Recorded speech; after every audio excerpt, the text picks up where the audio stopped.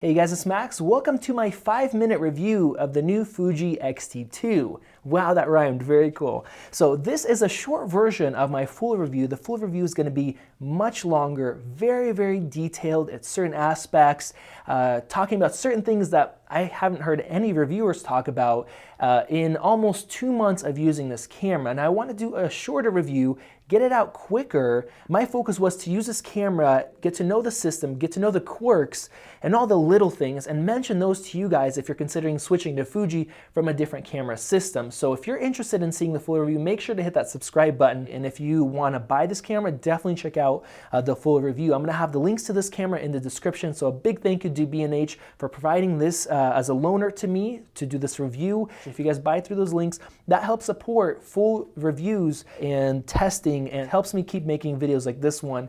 Now, when this camera came out, it had 4K video, and I really kind of dismissed it because all these cameras are coming out with 4K, but they're just doing it to put it on the spec sheet. Not doing a good job at it, but just putting it on there, like some other cameras that recently got 4K, which I'll have a review on one of them shortly here. But this camera is actually fantastic, and all around, it is a great camera. It's an evolution of the X-T1, but my wife owns an X-T1, and I really want to say this is a revolution.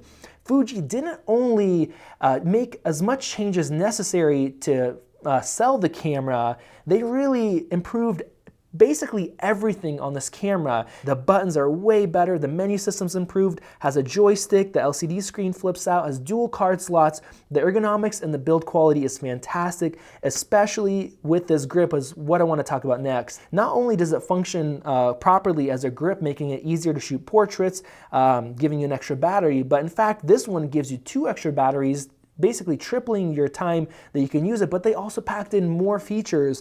You have a headphone jack out, you have a DC input which you can use to power the camera while you're recording, and this thing extends your shooting time in 4K because it lowers the heat internally on the camera, which is great. Now they can also draw from more than one battery at a time to improve the performance. The next thing that I want to talk about is the lens lineup. If you're not used to Fuji, they don't have a full frame camera. This is basically their flagship. Now the beauty of that is they don't try to limit the APS-C lenses, causing professionals to move up to the full frame line. They're focused on this camera, so they have fast zooms that are really sharp, very fast prime lenses like this 56 1.2. They just have a great lineup of lenses that are great optically and reasonably priced for the performance. The next thing I want to talk about is the photo side of things. Now, while I didn't focus on photo as much as I did on video, I did test this camera out, and it's better basically in all the ways. The autofocusing is amazingly improved, and I talk about different tests that I did in the full review. The sensor is better in every way, higher resolution, better low light, better dynamic range. It's really impressive what they've done with it, and this is one of the best APS-C sensors on the market. So if you're considering moving from an X-T1 to an X-T2 or from a different Fuji camera, stop considering it, make the change. You're not going to regret it. Use the links in the description to support this channel, but it's really one of the no-brainer updates. Now let's switch over to the video side. This thing shoots 4K video, and it's not just a gimmicky feature to add to the spec sheet. It does it well. It uses more than double the data, giving you really good detailed looking images or video files.